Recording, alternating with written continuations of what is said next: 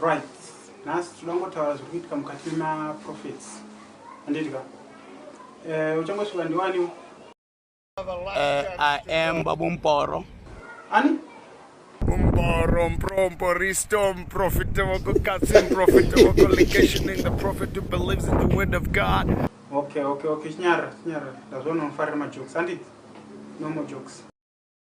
Koyodautara nezvani? Makandiwa. Aita sei? Hakana simba. Sei kuti hana simba. Kanongotaurisa chete. Mr. Makandiwa. This is kutaura murumo. Do what? Okay, maybe you want me to use English. What did you say about this man? It means demons actually came out. We cast them out. What if you are the one with the demons? We'll wait and see whether God confirms whether the work was a wonderful work. Is he not your friend? Oh. What? We never had a relationship. Ko wamagaya.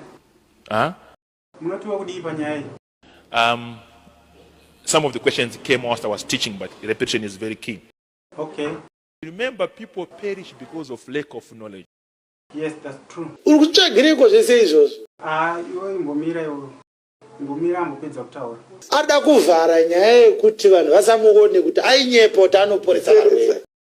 That's what you are seeing right now. Vana magaya. Even yourself, you don't know.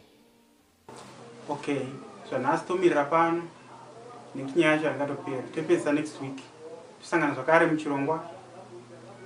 I hope munhu wese anenge aripo tosangana ipapo tichinzwa kuti next week zviri kuteera nyaya iyi tichiipedzisa. Handitika muve nezuva rakanaka.